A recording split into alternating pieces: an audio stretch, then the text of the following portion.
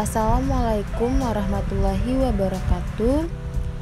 Saya Helviana Mayasari dengan NIM 211290075 kelas 2C Prodi Tadris Bahasa Indonesia dengan dosen pengampu Ibu Dina Putri Juni Astuti MPD.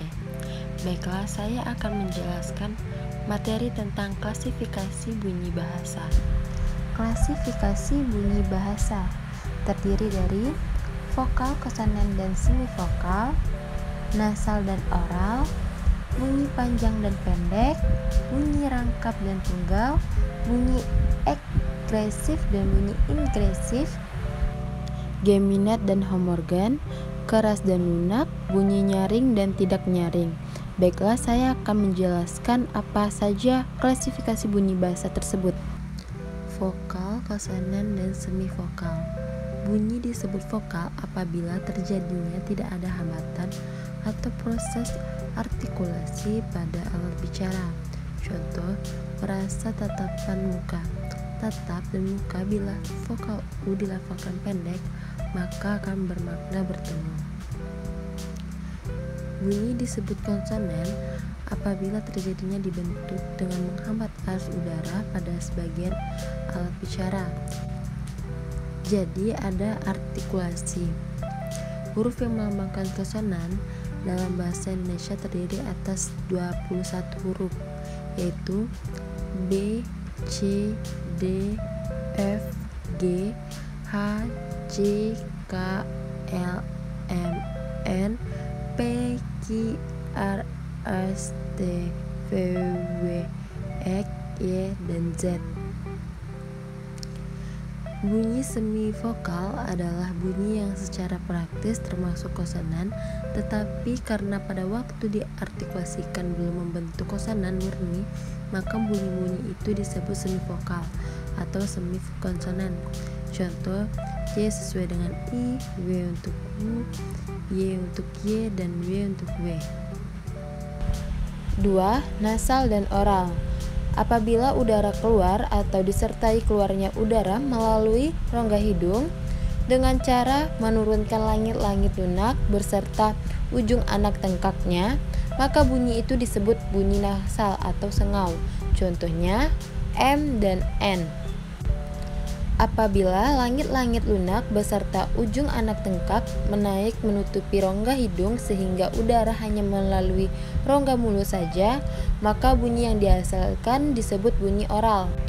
Contohnya D, B, D. 3. Bunyi panjang dan pendek. Bunyi bahasa dibedakan atas bunyi panjang dan pendek. Perbedaan ini didasarkan pada lamanya bunyi itu diucapkan atau lamanya bunyi itu diartikulasikan. Contoh bunyi panjang yaitu bunyi musik seperti trompet. Contoh bunyi pendek yaitu bunyi petir dan bunyi bersin. 4. Bunyi tunggal dan bunyi rangkap. Bunyi tunggal dibedakan dari bunyi rangkap berdasarkan perwujudannya. Bunyi tunggal adalah sebuah bunyi yang terdiri sendiri dalam satu suku kata. Sedangkan bunyi rangkap adalah dua bunyi atau lebih yang bergabung dalam satu suku kata. Semua bunyi vokal dan konsonan adalah bunyi tunggal. Bunyi tunggal vokal disebut juga monoftong. Bunyi rangkap dapat berupa diftong maupun klase. Diftong yang lazim disebut vokal rangkap dibentuk apabila keadaan posisi lidah sewaktu-waktu mengucap bunyi vokal yang satu dengan bunyi vokal yang lainnya saling berbeda. Misalnya dalam bahasa Indonesia terdapat diftong OI, AL, dan AU. Klaster yang lazim disebut gugus konsonan dibentuk apabila cara artikulasi atau tempat artikulasi dari kedua konsonan yang diucapkan saling berbeda. Misalkan dalam bahasa Indonesia terdapat gugus PR, STR, dan DR. Contoh lainnya seperti bunyi rangka vokal A dan I pada kata lantai dan cerai. Contoh bunyi rangkap konsonan seperti bunyi K dan L pada kata klasik dan klimaks. bunyi dengan arus udara agresif dan bunyi dengan arus ingresif. Arah arus udara dalam pembentukan bunyi bahasa dapat dibedakan atas agresif dan ingresif. Dalam kebanyakan bunyi bahasa, pembentukan bunyi itu dilaksanakan dengan arus udara keluar dari paru-paru. Arus udara demikian disebut agresif, contohnya PTKS. Namun, dalam bahasa-bahasa tertentu dapat juga bunyi itu terbentuk dengan arah udara masuk ke dalam paru-paru. Jika demikian, arah udara itu disebut ingresif, contohnya BDG. Arus udara agresif dapat dibagi lagi menjadi dua, yaitu agresif pulmonik dan agresif glotalik. Begitu juga arus udara ingresif dapat dibagi menjadi dua, yaitu ingresif glotalik dan ingresif velarik. Agresif pulmonik adalah bunyi yang terbentuk dengan arus udara keluar dengan mekanisme pulmonik.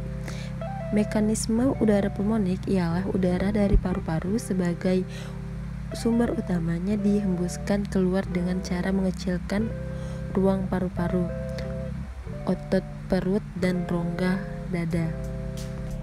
Agresif glotalik adalah bunyi yang terbentuk dengan arus udara keluar dengan mekanisme glotik. Mekanisme glotik terjadi dengan cara merapatkan pita-pita suara sehingga glotis dalam keadaan tertutup rapat sekali. C. Ingresif glotalik adalah bunyi bahasa yang terbentuk dengan arus udara masuk dengan mekanisme glotalik.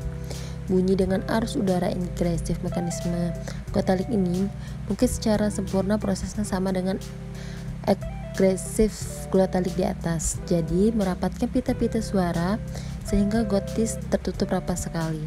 Hanya bersama-sama dengan itu, rongga pangkal tenggorok yang disempitkan itu diturunkan, tidak dinaikkan, kemudian udara masuk.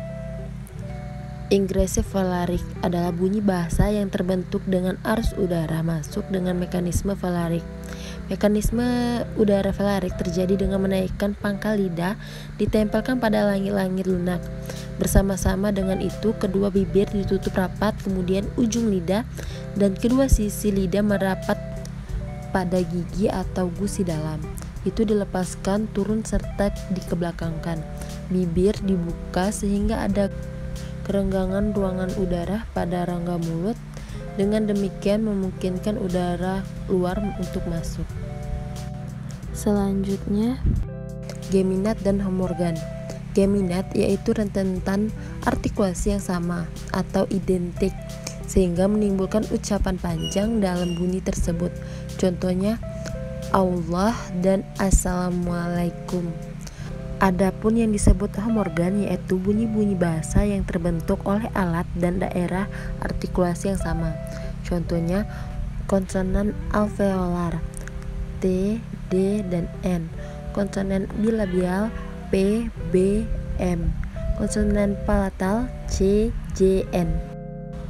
Selanjutnya, keras dan lunak. Bunyi bahasa dibedakan atas bunyi keras dan lunak.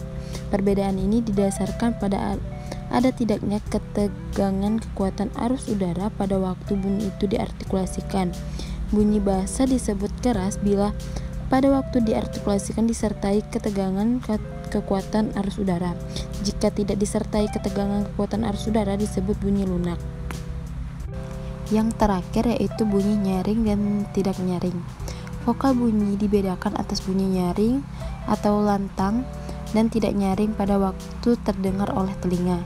Jadi pembeda bunyi berdasarkan derajat kenyaringan itu sebenarnya ada tujuan menurut aspek auditoris.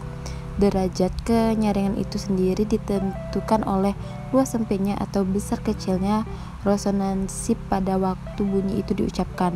Makin luas resonansi saluran bicara yang dipakai pada waktu membentuk bunyi bahasa, makin tinggi derajat kenyaringannya. Sebaliknya, semakin sempit ruang rotasinya, makin rendah derajat kenyaringannya. Di antara vokal-vokal, maka vokal yang paling tinggi justru derajat kenyaringannya paling rendah karena ruang rotasinya pada waktu diucapkan paling sempit. Jika dibandingkan dengan muka lain, semakin ke bawah, derajat kenyaringan untuk vokal itu berturut-turut dari yang paling rendah sampai yang paling tinggi, ialah vokal tertutup, vokal semi tertutup, dan vokal terbuka. B. Konsonan. Dibandingkan dengan vokal, bunyi-bunyi konsonan karena terbentuknya disertai dengan hambatan alat bicara pada saluran bicara sebagai ruang retenasi, maka derajat kenyaringan lebih rendah. Konsonan tetap tak bersuara adalah yang paling rendah, sedangkan yang paling tinggi adalah konsonan geletar. Derajat kenyaringan untuk konsonan dari yang paling rendah sampai yang paling tinggi berturut-turut adalah sebagai berikut. Konsonan letup tak bersuara, geseran tak bersuara, letup bersuara, geseran bersuara, nasal, sampingan, dan geletar. Itulah materi yang dapat saya sampaikan tentang klasifikasi bunyi bahasa. Sekian, terima kasih. Wassalamualaikum warahmatullahi wabarakatuh.